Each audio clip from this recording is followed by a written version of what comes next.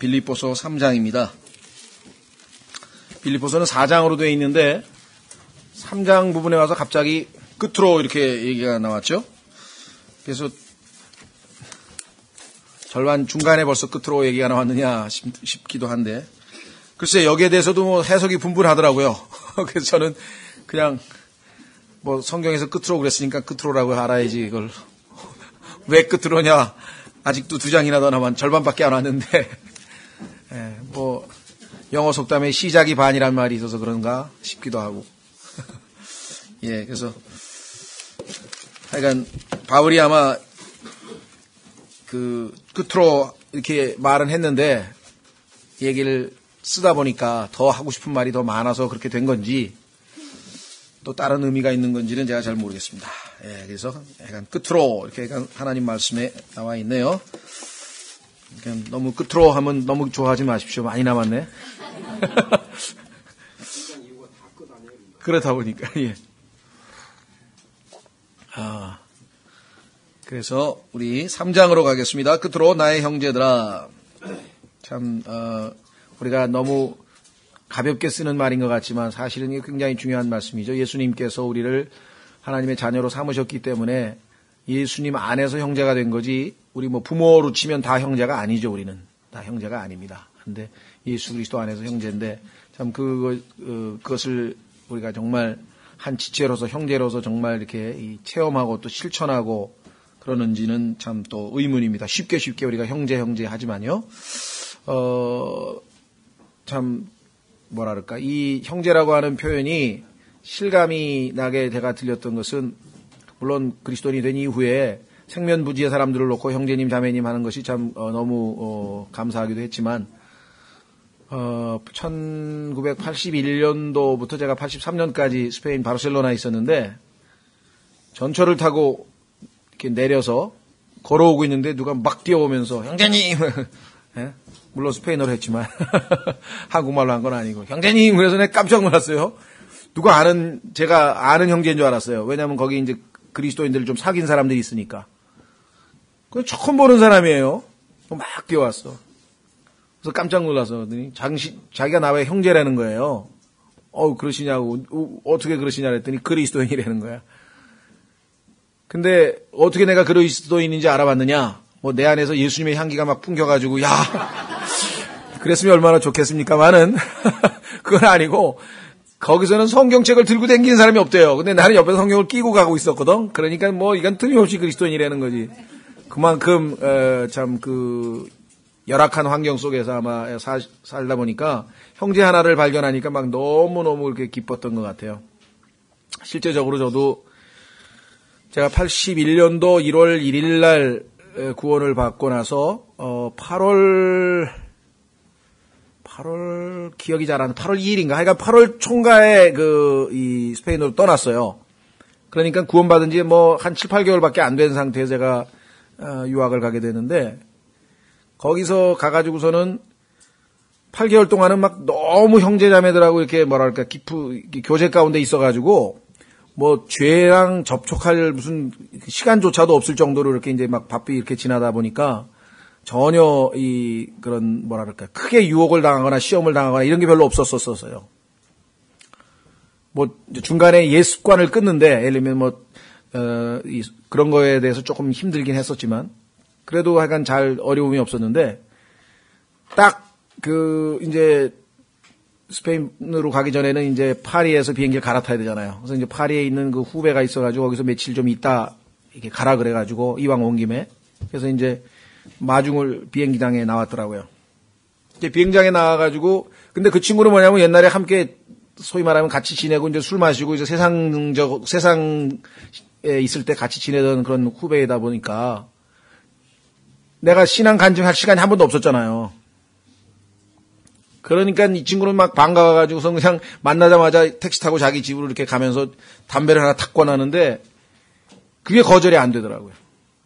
거기서부터 이제 시험에 나락에 빠지기 시작하는데, 야, 마귀가 딱 기다리고 있다가 그냥 완전 덥석 무는데, 그때 제가 이제 교제의 중요성을 알아. 야, 이게 교제 가운데 있어서 내가 보호받고 있었던 거지. 이건 내가 잘나서 그런 게 아니구나. 이제 거기서부터 그냥 막 시험에 빠지기 시작해가지고서는 막 한 2, 3개월은 막 뭐라 그러나요?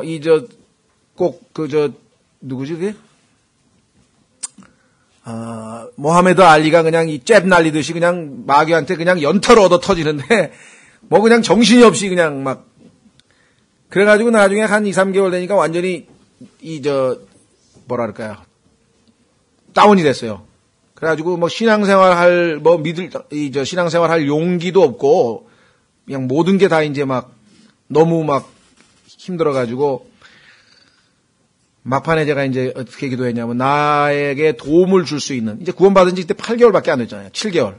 그러니까 나에게 도움을 줄 수 있는 어떤 나보다 성숙한 형제들을 하나님께서 보내주셔야지, 그렇지 않고 나 혼자 여기 뭐 아무도 없고, 여기서 어떻게 내가 이 신앙생활, 유학생활을 해낼 수 있겠습니까? 하고, 참, 마지막으로 이렇게 기도를 하고, 보내고 있었었는데, 그때 이제,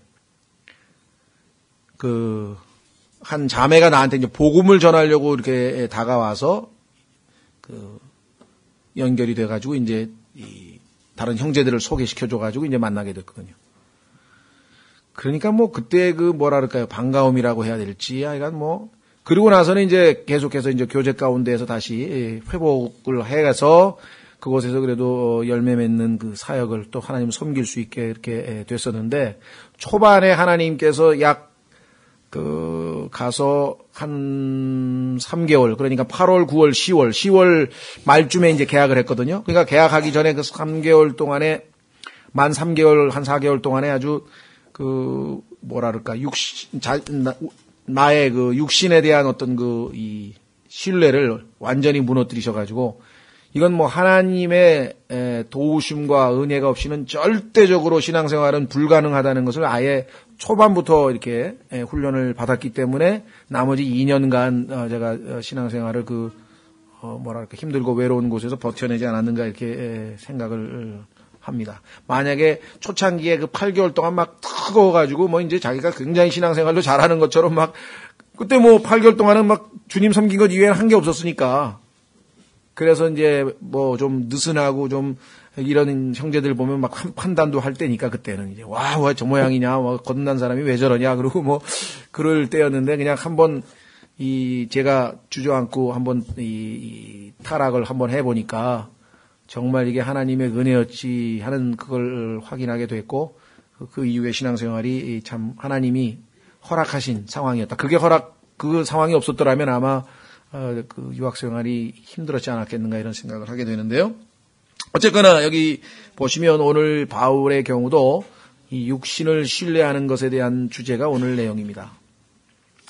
예를 들면 아버지가 뭐 장로 집안이라든가 뭐 목사 집안이라든가 아니면 모태신앙이라든가 이렇게 해서 교회에서 차분하게 잘 자라고 착실하게 신앙생활하고 뭐 죄 지은 게 별로 없는 사람들, 이런 사람들의 경우에는 자신도 모르게 자기가 신앙생활을 남보다 바르게 했고 또 크게 지은 죄가 없고 이러기 때문에 자기 자신에 대한 어떤 자기의가 쌓여갈 수밖에 없는 것이에요. 그게 이제 바울 같은 경우가 대표적인 케이스였거든요. 그런데 예수 그리스도를 만난 다음에 그것들을 다 어떻게 했는가? 그것을 다 여기 본문에 의하면 배설물이라고 사실 번역을 했는데, 이 영어로는 D-U-N-G의 덩인데 우리말하고 좀 비슷한 것 같아요. 발음이 똥이나 덩이나. 그래서 최근에 차한 형제님이라고 하는 분이 소아과 어린아이들 소아기 소아과라 그러나요? 그 의사가 똥이야기라는 책을 하나 쓰셨는데 보니까 우리말이나 뭐 발음이 비슷하고. 그래서 자, 여기 이제 중요한 게, 내가 과거에 죄를 많이 짓던 사람, 그러니까 전혀 뭐 교회하고는 상관없이 세상적으로 그냥 막 엉망으로 살고 제멋대로 살고 죄를 많이 짓고 산 사람의 경우에는 자기 육신을 신뢰할래야 신뢰할 수도 없어. 뭐 잘난 게 있어야지. 그런데 세상에서 항상 인정받고, 그렇죠? 그 사람 참 훌륭한 사람이라고 늘 존경받고 인정받고 이런 사람들, 특히 신앙적으로 봤을 때 교회 생활을 익숙하게 잘하고 이런 사람들의 경우에는요, 이게 이제 소위 이제 표현이 좀 이상합니다만은 좋은 육신. 자, 못된 육신은 다 육신으로 알아. 딱 봐도 이거는 육신적인 거 다 버려. 근데 좋은 육신을 육신으로 이해하는데 이게 어려움을 겪는 거예요. 이게 지금 바울의 케이스가 바로 그거예요. 여기 지금 바울이 얘기하는 건 다 좋은 거거든요. 그렇죠? 아니, 믿음 좋은 아버지 어머니 만난 거, 그건 나쁜 겁니까? 좋은 겁니다. 그렇죠? 교회 생활 착실하게 한 거, 주일학교 출석 잘한 거, 그렇죠? 다 좋은 거예요. 그 누구에게나 항상 공손하게 그가 자라온 모든 것들이 다 좋은 건데 문제는 그게 거듭남으로 말미암아 하나님께서 우리에게 제공하신 divine nature, 신의 성품이라고 그랬는데요. 하나님의 성품, 베드로후서에서 거기서부터 나온 열매면은 좋은데 그게 아니라 원래 잘 예를 들면은 어렸을 때부터 잘 교육을 받고 잘 훈련을 받고 해서 항상 누가 봐도 아주 모범이 되는 그러한 삶을 산 사람이 가지고 있는 좋은 육신의 경우에는 이게 버리기가 쉽지가 않다는 거죠. 바울은 바로 이 문제를 오늘 짚고 있는 것이죠. 자, 그래서 한번 확인해 보겠습니다. 끝으로 나의 형제들아 주를 기뻐하라. 감옥에 갇혀 있는 사람이 주를 기뻐하라. 참 자기가 실천하지 않는 얘기를 할 수는 없는 것 같아요. 그렇죠? 예. 빌립보 감옥에 여러분 기억나시죠? 사도행전 16장에 보면은 감옥에서 복음 전하다가 얻어맞고 감옥에 갇혀가지고 그 고통스러운 데서도 신라하고 함께 찬양을 부르고 있었을 때 하나님께서 옥문을 여시고 기적같이 그들을 끄집어내셨는데, 자, 주를 기뻐하라. 너희에게 같은 것들을 쓰는 것이 참으로 내게는 부담이 되지 아니하며 너희에게는 안전하니라. 그렇습니다. 이 하나님께서 우리를 가르치는 그 방법, 이것은 하나님께서 우리를 가르치는 방법뿐만 아니라 사실은 모든 교육의 기본입니다. 뭔가를 누구에게 가르치려면 또 누군가가 우리가 뭔가 하나 새로운 것을 배우려면 이 반복이라고 하는 방법이 얼마만큼 중요한가. 아마 경험해보지 않은 사람도 상식적으로도 이해가 되겠죠. 그렇죠? 반복해서 자기 것이 완전히 될 때야만 그게 자기 것이, 그렇지 않으면 그냥 이론으로 안다고 해서 되는 게 아니라. 그렇죠? 예, 그래서 이제 나중에 여러분들이 성경에서 하나님께서 우리를 가르치실 때 사용하는 방법은 간단합니다. 첫 번째는 비슷한 것끼리 모으는 거예요. 비슷한 것. 그래서 여기에는 이제 비유로도 쓰시고 유사라고도 하고 유사한 것, 비슷한 것. 그래서 이 성경에서 뭐뭐처럼 like라고 하는 것, 아니면 as, 같이, 뭐뭐처럼 이런 표현이 나오면 하나님께서 뭔가 우리에게 가르치시고자 어려운 것을 쉽게 풀어서 이해할 수 있도록 돕는 것이죠. 뭐뭐처럼, 같이. 그래서 이런 표현이 첫 번째 우리가 성경을 배울 수 있는 좋은 방법론이고, 두 번째는 이 대조라 그러는데 대조, 다른 것, 서로 반대되는 것, 그렇죠? 예. 그래서 다른 것, 비슷한 것, 이거를 자꾸 반복해서 성경을 통해서 익숙해지면 우리가 뭔가를 배울 수 있어요. 그래서 이 두 가지를 가르쳐 주신 다음에 그 다음에는 뭐예요? 익숙해지도록, 완전히 우리 것이 되도록 반복 훈련. 여기 지금 보시면 같은 것들을 쓰는 것이 참으로 내게는 부담이 되지 아니하며. 자, 베드로 후서로도 가보십시오. 베드로 후서에 가면은 기억이라는 단어가 반복해서 나와요. 베드로가 하나님의 부르심을 받고 주님 품으로 가기 전에 내가 너에게 꼭 또 기억나게 하고 싶고, 또 기억나게 하고 싶고, 또 기억나게 하고 싶은 것들이 있다. 이렇게 얘기했습니다.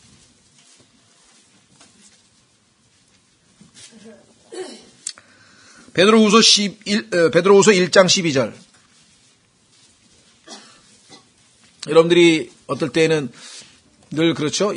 오늘 교회에서 내가 성경 공부한 거나, 오늘 내가 설교 들은 거나, 오늘 내가 이 주일학교에서 공부한 거나, 내가 다 아는 거네? 그렇게 생각하실지 모르죠. 그렇죠? 대부분 벌써 교회를 오래 다니시는 분들은 한두 번 다 배운 거고 다 아는 겁니다. 그러나 성경에 보니까 우리가 그것을 완전히 내 것으로 소화하기 위해서는 또 반복해서 기억나게 하고 또 어떨 때는 잊어버릴만 하면 다시 또 상기시켜 주시고. 자, 여기 보시면 베드로후서 1장 12절. 그러므로 비록 너희가 이것들을 알고 현재의 진리에 굳게 서 있을지라도 너희가 항상 그것들을 기억하게 하는 일에 내가 게으르지 아니하리라. 여러분들이 구원이라고 하는 구원 설교를 지금 몇 번을 들으셨습니까? 그렇죠? 반복해서 들었어요.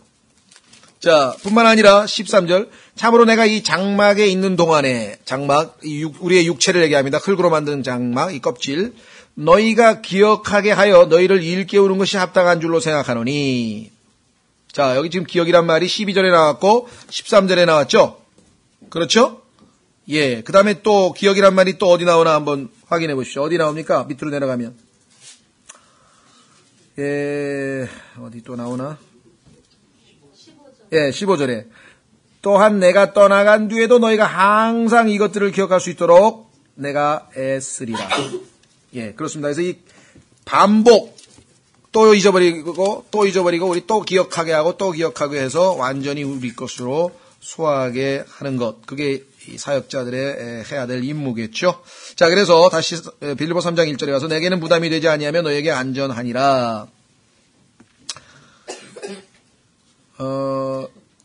우리의 그 육신이 얼마나 이 자기중심적이고 이기적이고 끈질기면 이 반복해서 아주 이 귀에 닳도록 들어도 우리가 또 아주 이 본래 옛 습관으로 돌아가는 경우가 허다합니다. 그렇죠? 자, 2절 개들을 조심하고. 그래서 여러분들 길 가다 보면 개 조심 이렇게 써놨잖아요. 개 조심. 성경적인 거예요. 개는 조심해야 개 조심. 자, 이 개가 누구냐? 성경적으로 보면 마태복음 15장 26절에 개에 대해서 구원받지 못한 이방인을 개라 그랬어요. 마태복음 15장에 보시면 여러분들 그 유명한 구절이 있죠. 수로 페니키아 여인이 예수님께 왔을 때 예수님께서 이렇게 얘기를 합니다. 그 여인을 보고 개라 그랬어요.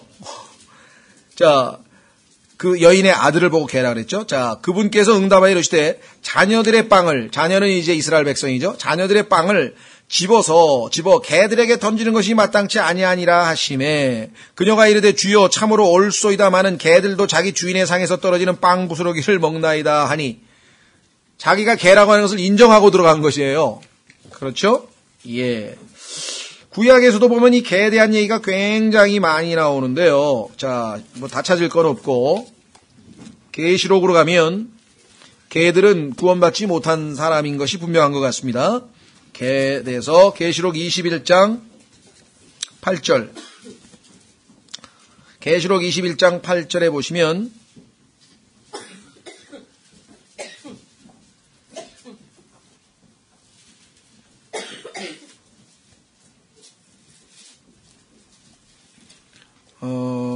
가만있어 봐. 21장 8절이 아니고 어디야? 22장 15절에 개들이 나오는구나. 예. 같은 문맥인데요. 자, 우선 하여간 22장 15절로 가시면 뭐라고 되어 있냐면 개들과 마법사들과 음행을 일삼는 자들과 살인자들과 우상 숭배자들과 거짓말을 좋아하며 지어내는 자는 누구든지 밖에 있느니라. 자, 성경에서 이 밖이라고 하는 말은 그리스도 안 팍해가지고 구원받지 않은 사람들 얘기할 뜻입니다. 우리 안에 있는 사람들이 아니고 밖에 있는 사람들 할 때는 우리가 시간을 사서 어떻게든 지혜롭게 해야 된다. 이런 표현들이 성경에 자주 나오거든요. 그러니까 우리가 그리스도 안에, 하나님 안에 있는 거하고 바깥에 있는 거. 이스라엘도 이스라엘의 공용권 안에 있는 거하고 바깥에 있을 때는 이방인이라고 불렀잖아요. 그렇죠? 예. 자, 그래서 이 개는 이 외에도 마태복음 7장에도 개들에게 거룩한 것을 주지 말라고 주님 말씀하신 것이 있고요. 왜? 그건 자기 거룩한 것인지도 모르고 다 버리잖아요. 자, 그래서 이 개의 특성에 보면은 개는 이 세상에 있는 동물들 중에서 제일 더러운 것이 개라고 합니다. 그래서 이 베드로 후서에도 보면 개는 자기가 토한 것에 다시 되돌아간다라고 하는 말이 있고 그 다음에 예수 그리스도께서 십자가에 달리셨을 때 개들이 막 와가지고 예수님을 이렇게 영적인 존재들로 개들이 있어요. 그것은 뭐냐면 악한 영들이죠. 잔인한 영들. 그 다음에 개는 속되다 이거예요. 거룩치 못하다, 속되다. 그래서 약간 개에 대해서는 성경에서 이렇게 거의 다 이게 부정적인 것으로 나오고 그래서 그런지 전 세계 어디를 가도 개하고 그 다음에 뒤에 무슨 욕 비슷한 게 붙어 당겨요. 사람들은 성경도 안 배우는데 어떻게 이렇게 잘하는지 모르겠어. 개 조심이라고 써놓고. 여기 나와 있잖아요. 개를 조심하라고 오늘 하나님 말씀에. 그래서 지혜롭게 하세요. 어느 집에 가서 개조심 써 있으면 성경 어디서 배우셨어요? 성경에 보니까 개를 조심하라고 써 있던데.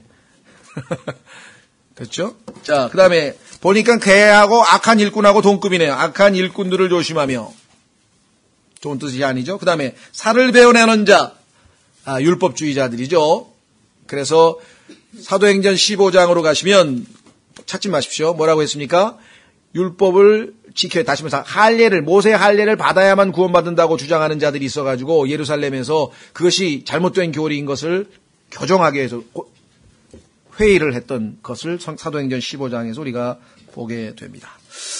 자, 그러면 그리스도인들의 특징, 여기 세 가지가 나와 있네요. 첫 번째, 3절, 영으로 하나님께 경배하고. 그러면 영으로 경배 안 하는 사람도 있느냐? 그렇습니다. 우리가 입술로만 경배할 수 있고요. 우리의 감정으로 경배할 수 있고요. 우리의 생각으로만 경배할 수 있고요. 영으로 경배한다는 것, 하나님이 영이시기 때문에 영으로 경배해야 되겠죠? 그래서 로마서 1장으로 가면 바울이 내가 영으로 섬긴다 그랬어요. 내가 섬기는 하나님, 영으로 섬기는 하나님. 하나님은 영이시기 때문에 우리가 영으로 경배해야 되고 영으로 섬겨야 되고 그렇죠. 그래서 이 인간에게 있어서 가장 하나님과 교제할 수 있는 유일한 기관이 영입니다. 그래서 항상 창세기에서도 타락 이전에는 항상 영을 통해서 하나님께서, 영이신 하나님께서 인간의 영과 커뮤니케이션이 오죠. 하나님의 뜻을 딱 영으로 캐치를 해가지고 그 영이 우리의 지정의, 우리의 혼을, 그렇죠? 에게 신호를 보내주면 우리가 인터프리테이션을 해서 하나님의 뜻이 이것이구나. 하나님의 뜻이 무엇인가? 예를 들면 오늘 오후에 복음을 전하는 것이다. 그러면 오늘 이따 끝나고 너는 복음을 전해라. 그러면 결정을 내려주면 내가 우리 손과 또 발과 우리의 입을 하나님께 드려서 사용하셔서 우리가 하나님의 전도지도 나눠주고 입술도 또 복음을 전하고. 그러면 영, 혼, 몸. 다시 말해서 모든 신앙생활은 안에서부터 내적으로부터 흘러나와서 바깥으로 표현이 돼야 돼요.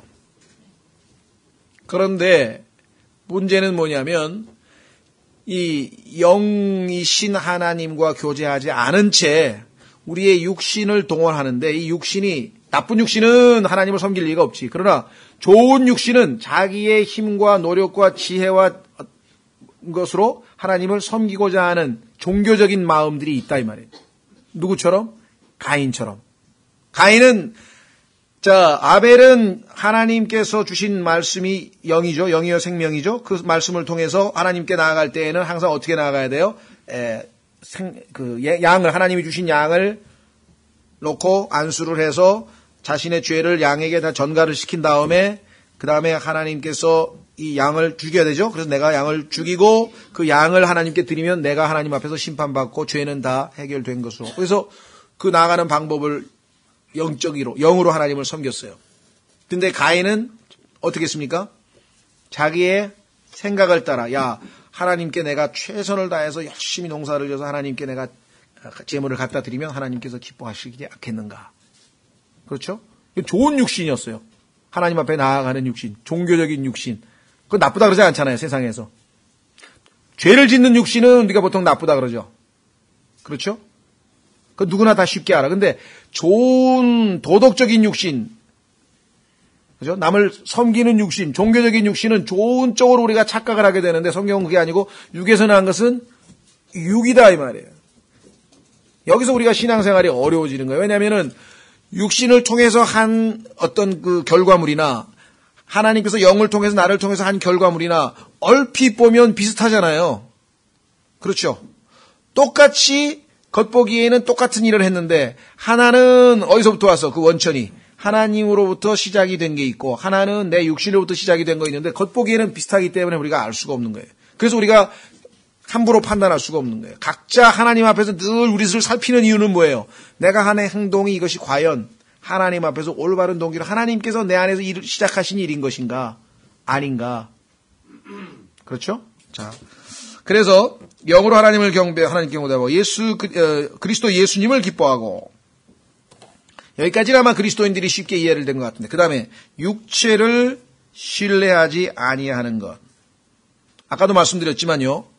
나쁜 육체, 죄를 짓는 육체는 신뢰 안 합니다. 아무도 다. 그렇잖아요. 그건 나쁜 거니까. 근데 좋은 육체는 이게 은연중에 신뢰를 한다 이 말이죠. 여기에서 이제 무너지는 것이에요. 자, 갈라디아서로 가보겠습니다. 왜 우리가 신앙생활이 어떤 의미에서는 어렵느냐 하면요. 바로 이것 때문에 그래요. 좋은 육신 때문에.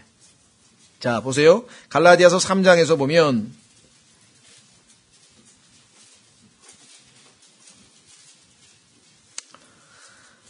갈라디아서 3장에 보시면 이렇게 되어 있네요.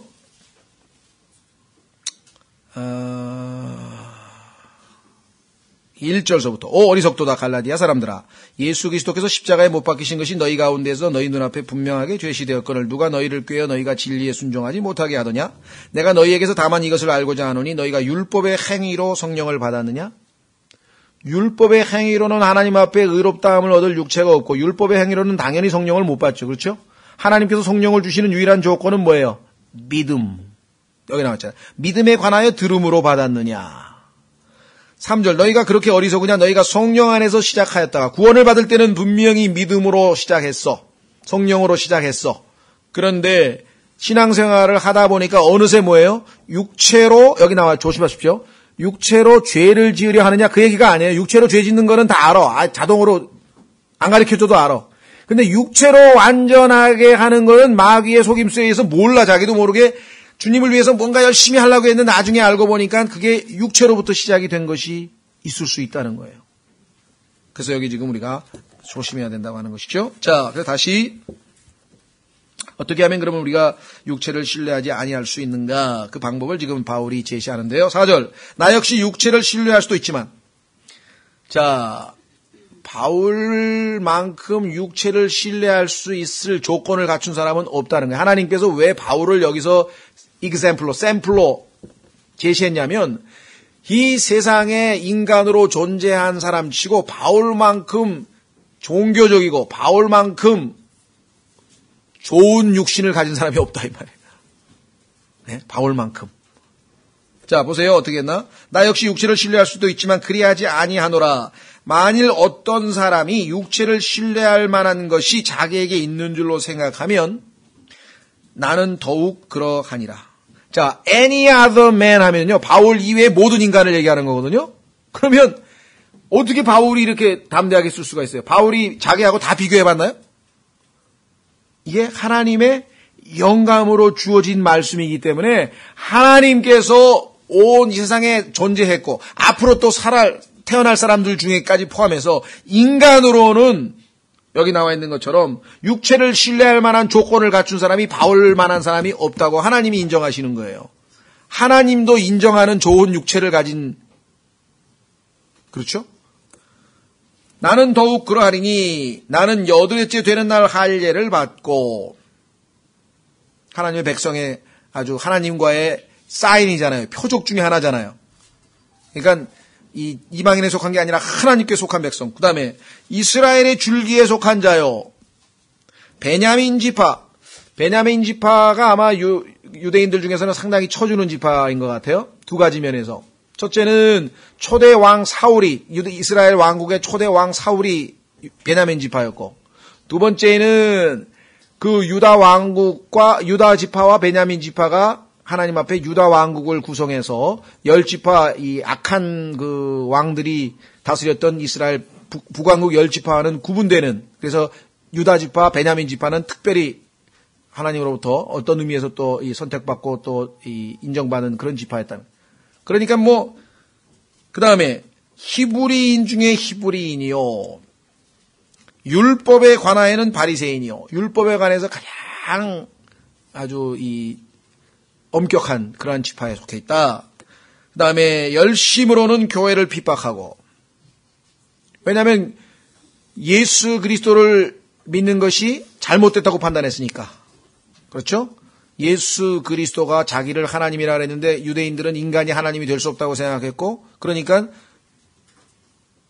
예수 그리스도의 몸된 교회를 파괴하고 핍박하는 것이 하나님을 가장 잘 섬기는 거라고 생각했기 때문에, 물론 잘못 알고 했지만 거기에서 최고. 유대교 입장에서 보면 하여간 최고. 그 다음에 율법에 있는 의에 관하여는 흠이 없는 자로다.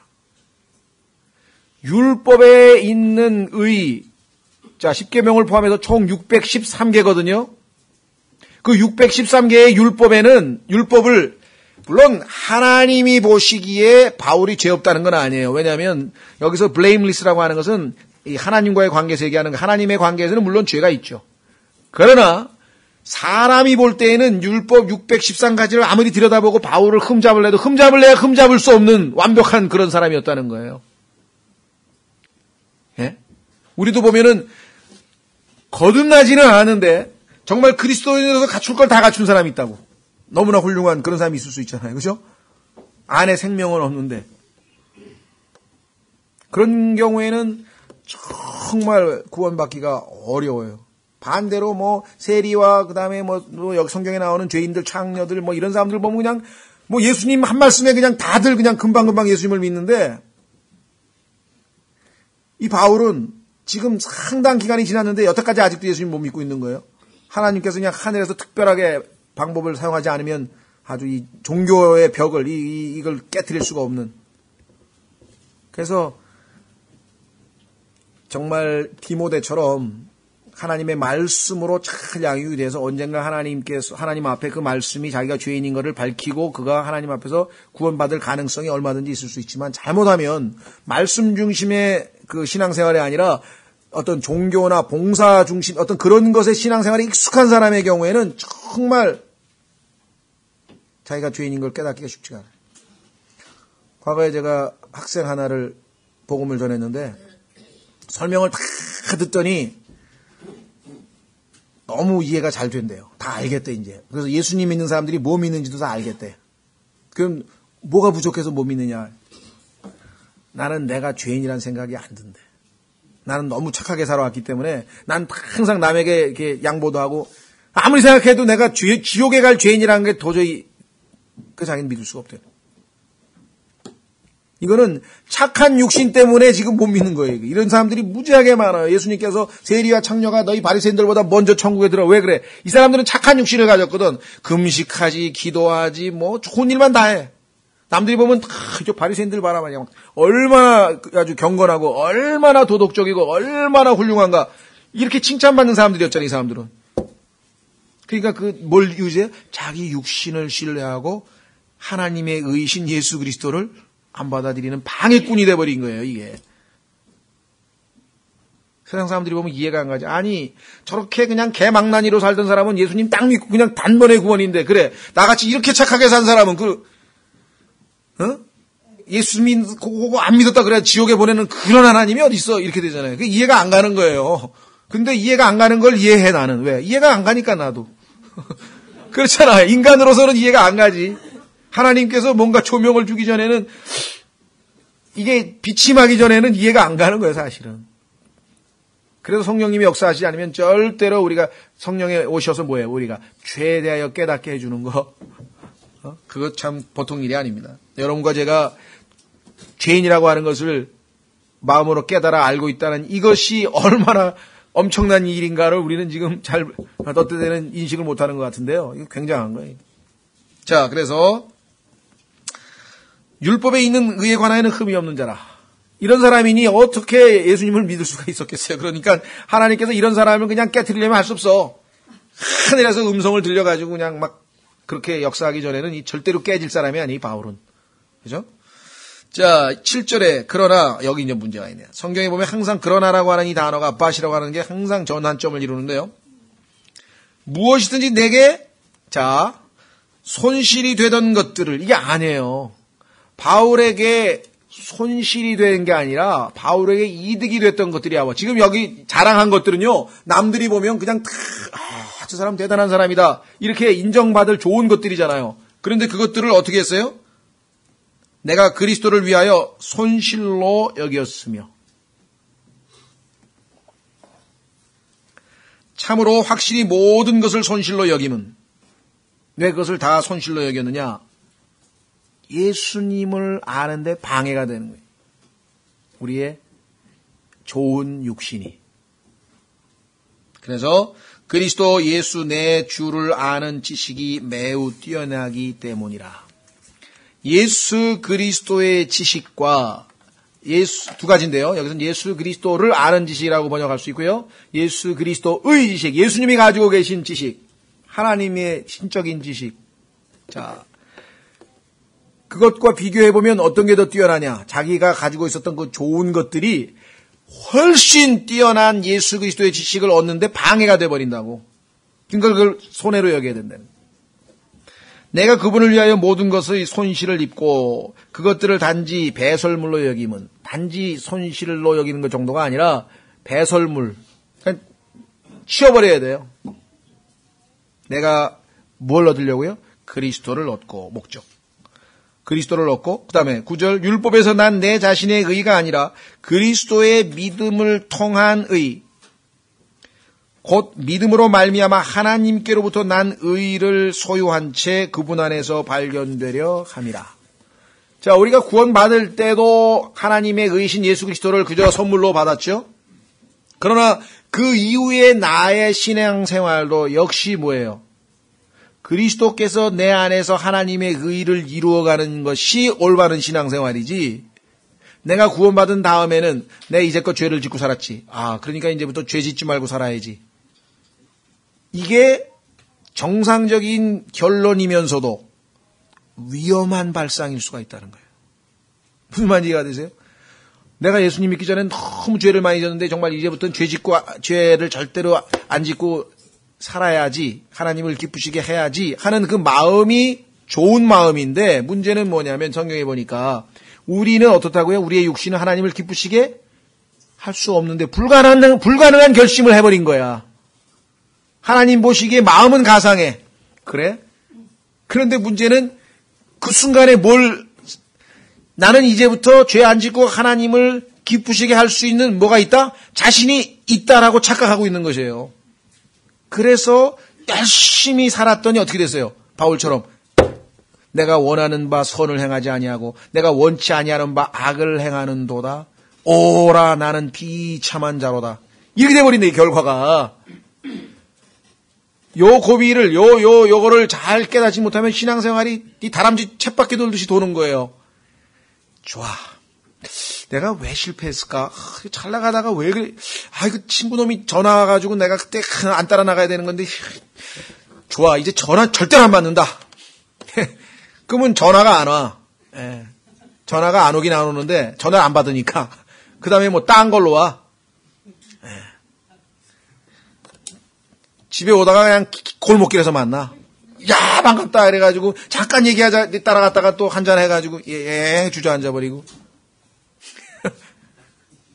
베레벨 일이 나버리니까,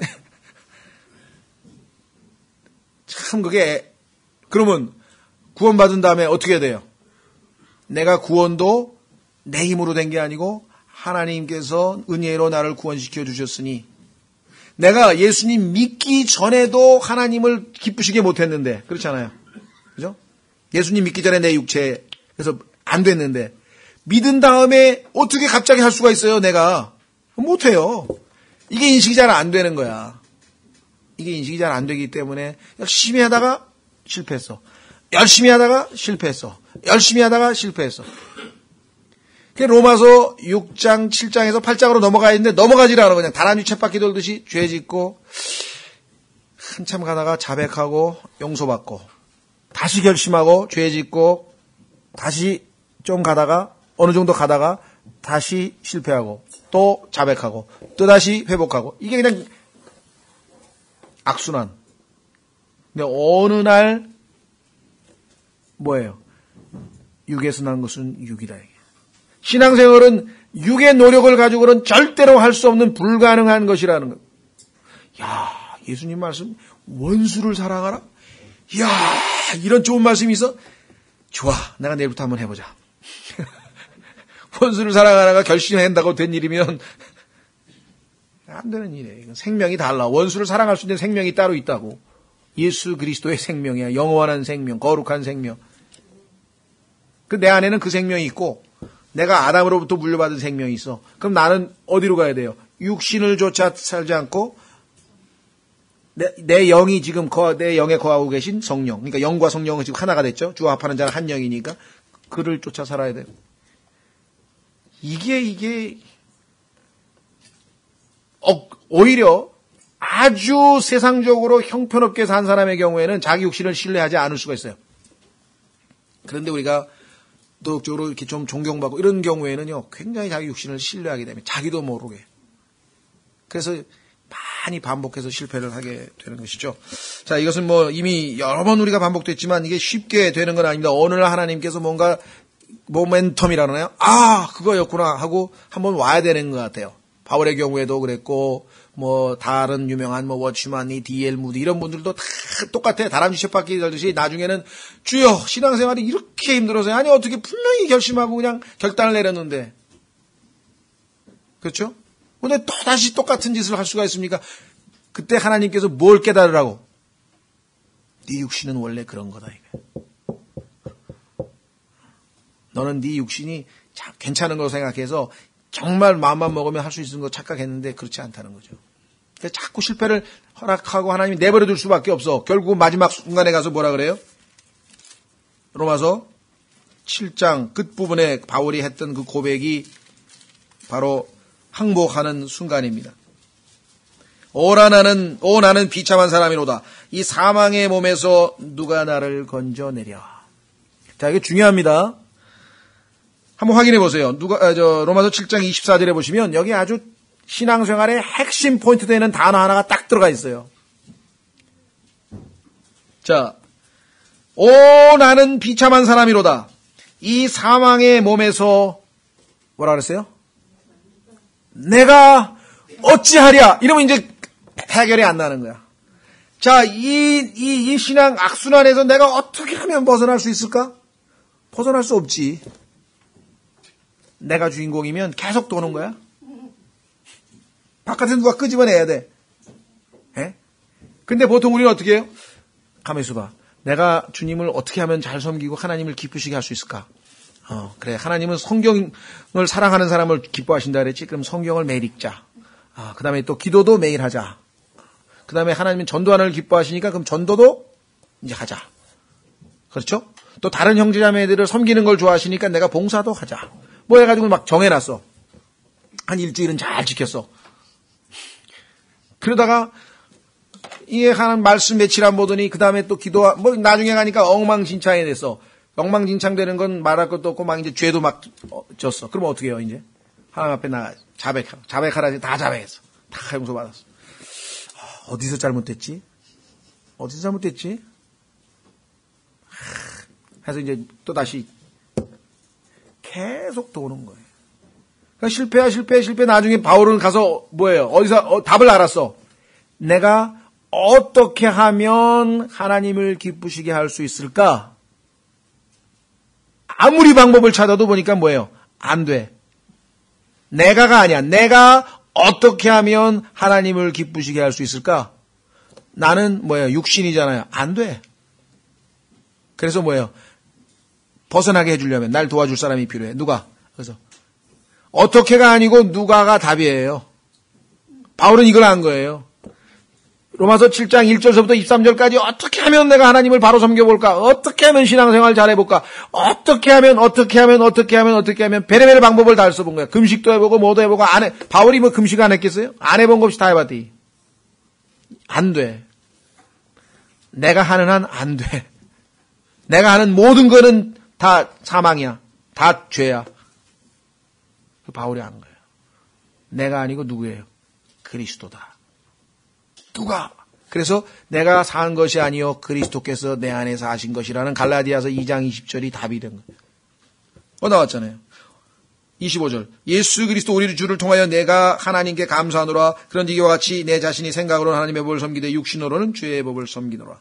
누가 나를 건져낼까? 예수 그리스도께서. 그렇죠? 자, 그래서 이게 간단한, 원리 자체는 굉장히 간단해요. 근데 살다 보면 마귀가 은연중에 다시 우리로 하여금 육신의 행위, 율법의 행위, 종교 행위로 돌아가게 만들어버려. 그거 다시 실패해버리는 거예요.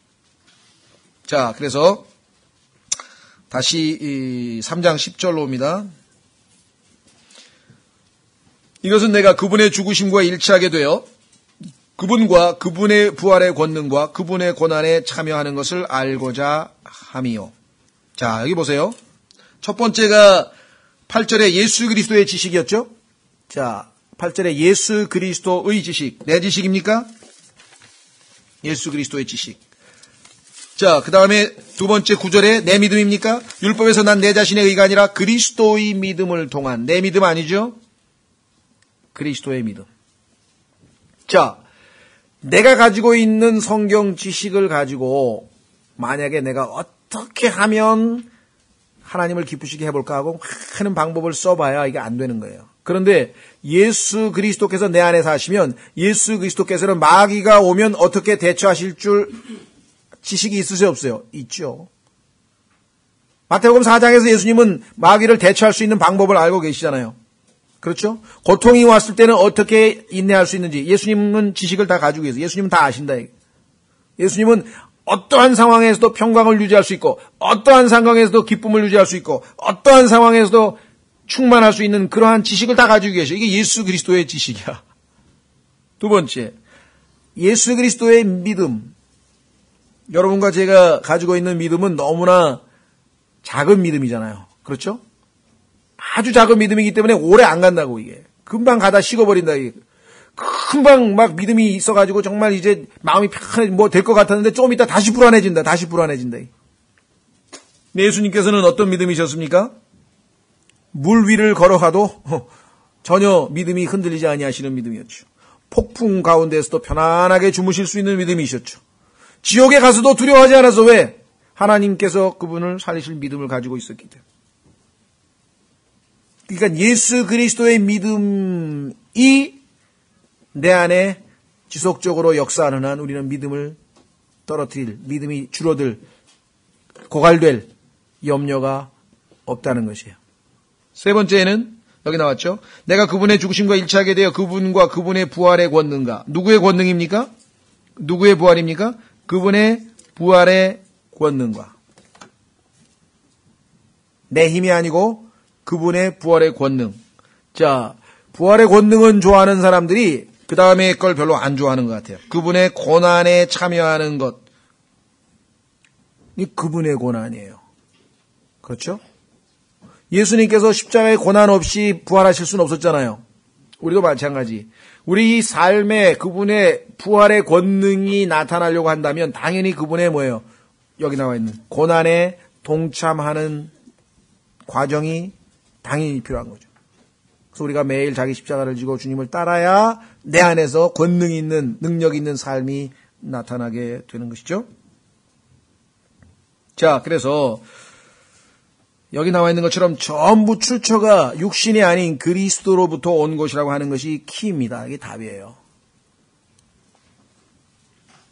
그렇죠? 자, 그래서 11절 어찌하든지 내가 죽은 자들의 부활에 도달하려 함이라. 여기서 죽은 자들의 부활이라고 하는 의미는요. 문맥에서 여러분 보시면 아시지만 이게 완성을 얘기하는 것이에요. 우리가 완전하게 되는 그 순간까지 내가 부활하여 내 몸이 완전하게 되는 거잖아요. 예. 그래서 완전함에 이르기까지 계속해서 이미 우리가 지금 육체적으로 예수님께서 부활하셨기 때문에 당연히 우리가 부활한다고 하는 것을 알고 있는 상황이잖아요. 그렇죠? 여기서는 지금 문맥에서 봤을 때 내가 최종적으로 내가 완성품이 되는 그 순간까지 죽은 자들의 부활에 도달해라 함이라. 12절 나는 내가 이미 도달한 것처럼 여기지 아니하며 이미 완전한 것처럼 여기지도 아니하고 다만 그리스도 예수님께서 나를 붙잡아 이루시고자 하신 그것을 붙잡으려고 뒤따라가노라. 형제들아 나는 내가 이미 붙잡은 줄로 여기지 아니하고 다만 이 한 가지 일을 행하나니. 한 가지 일. 요즘에 어떤 거에 완전히 몰입하는 걸 올인 한다 그러는데 올인. 바울의 올인. 어디다 올인했다 그랬어요? 한 가지. 예수님께서 정해주신 그 일. 곧 뒤에 있는 그것들은 잊어버리고 앞에 있는 그것들을 잡으려고 나아가 그리스도 예수님 안에서 하나님의 높은 부르심의 상을 받으려고. 자, 성경에 보니까 예수님께서 우리를 부르셨는데 여기는 high calling이라 그랬네요. 높은 부르심. 히브리서에서는 heavenly calling. 하늘의 부르심. holy calling, 거룩한 부르심. 이 부르심에 보면 하나님이 우리를 부르신 거예요. 하나님의 부르심. 요즘에 이 내각 교체하고 뭐 이러면서 아마 부르심을 기다리고 있는 사람 많을 거예요. 그러죠? 대통령이 언제 나를 불러주나, 대통령이 언제 나를 불러주나 하고 아마 열심히 기다리는 사람이 있을지 모르겠는데, 그 정도의 부르심이 아니고, 여기 나와 있는 것처럼, 아까워요? 높은, high and lofty one. 높고 높으신 분이라 그랬잖아. 높은 곳에서 우리를 부르고 계시고, 그렇죠? 그 부르신 분, 거길 바라보고 가야 돼. 표대, 거기서. 좌우에 한눈 팔게 되면 우리는, 그 다음에, 표대를 향해 밀치고 나아가노라. 밀친다는 얘기는 그냥 프레스란 말은 막 푸시하면서 아주 그냥 정말 마치 100m 달리기 하는 사람이 딱 목표를 정하고 그냥 아주 뛰듯이 그렇게 아주 전력을 다해서 달려간다. 이렇게 이야기를 했습니다. 자, 말씀드린 것처럼 오늘 우리가 살펴봐야 될 것은 여러분과 저도 우리의 과거의 나쁜 것, 습관이라든가 뭐 죄라든가 이런 것들은 우리가 전혀 신뢰하지 않아요. 그건 나쁘다는 걸 잘 알아요. 근데 과거에 사람들로부터 칭찬받던 것들, 야, 너 참 성실하다, 부지런하다, 참 훌륭하다, 뭐 열심이다, 뭐 등등등등 이렇게 좋은 것들은 우리가 나쁘게 생각할 수 있습니까? 천연적으로는 나쁘다고 생각이 안 돼요, 이게. 그리고 그게 사실 나쁜 것도 아니야. 좋은 거야. 문제는 그 좋은 육신을 가지고 하나님을 기쁘시게 할 수는 없다는 데 문제가 있는 거지. 그게 왜 나쁜 겁니까? 사람들이 다 칭찬하는 건데. 그렇잖아요. 그래서 우리가 주님을 섬길 때에는 그것을 부인하고 그리스도께서 나를 장악하시도록 해야 되는데 이게 잘 안 된다. 왜? 이게 좋은 거니까. 나도 모르게 나도 이걸 신뢰하게 된다 이 말이. 그렇지 않겠습니까? 그렇죠. 그래서 참 그 통찰력이 있는 것 같아요. 이 워치만 니라고 하는 분은 교회에서 어떤 사람에게 무슨 일을 시키잖아요. 그런데 그 사람이 예를 들면은 아주 능숙하게 잘하는 것, 그건 잘 안 시킨대요. 그게 뭐냐면 예를 들면 어떤 사람이 뭐 은행원이다. 그래가지고 이 회계 전문가 제일 잘하잖아. 예를 들면. 그러면 우리는 야 저기 은행 다니는 분 저거 잘 알잖아. 저 회계 시키면 되잖아. 이렇게 생각하는 게 우리 얘기죠. 근데 그는 회계에 관한 자기가 전문가이기 때문에 너무나 잘하기 때문에 그 일을 할 때 과연 하나님께 의지하고 기도하고 하나님 저는 이걸 도저히 하나님의 도움 없이는 못합니다. 이렇게 하겠느냐 이거예요. 자기도 모르게 이거 나 도사 아니야. 그렇죠.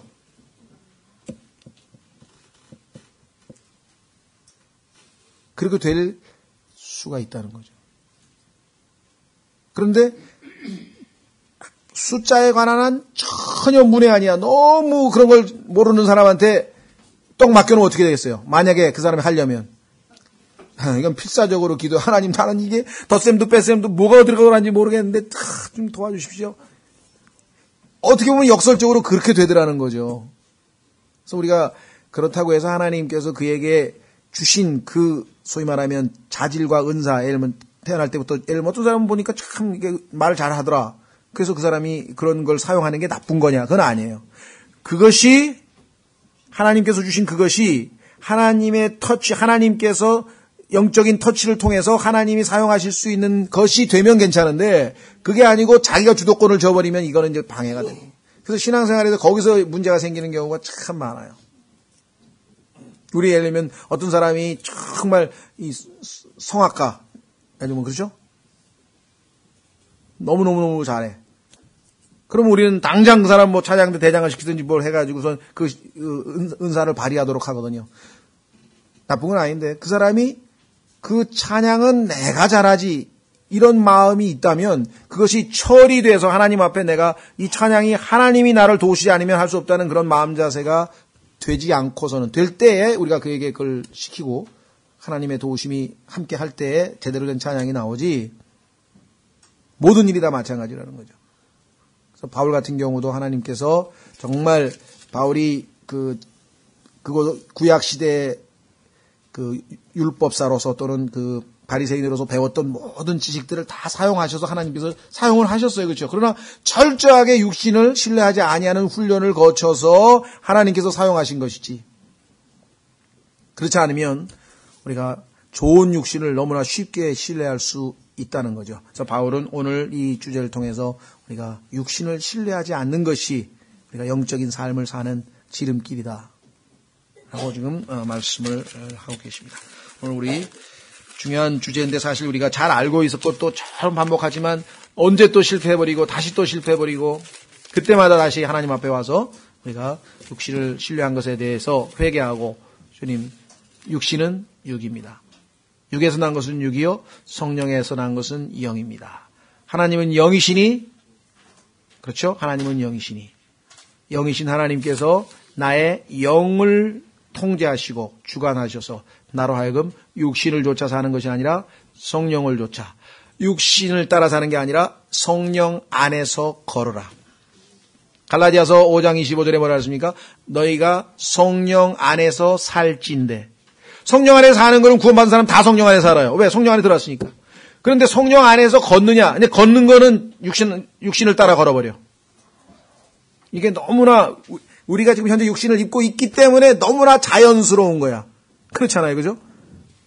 그래서 이거는 영적인 감각과 영적인 통찰력과 영적인 하나님의 간섭하심이 있어야 되기 때문에 우리가 항상 관심을 가지고 하나님 앞에 기도하고 또 실패했을 때 주저할 거 없어요. 하나님 나는 언제 어느 순간에 다시 또 육신 행동을 할지 모릅니다. 갈라디아 사람들도 이미 그랬고. 그러니까 목표는 계속해서 주님을 향해서 우리가 나아가는 것. 중간에 얼마든지 실패하고 좌절했을 때 다시 하나님 말씀으로 확인하고 다시 회복하고 다시 출발하면 여기 있잖아요. 뒤를 돌아본다 그랬습니까? 안 돌아본다 그랬습니까? 돌아볼 필요 없대. 실패한 것도 돌아볼 필요 없고 잘한 것도 돌아볼 필요 없고 앞을 향해서 계속해서 주님의 높으신 부르심의 상을 따라 우리가 밀치고 아주 적극적으로 나아가는 것 우리가 신앙생활이라고 할 수 있습니다. 예, 다 같이 일어나셔서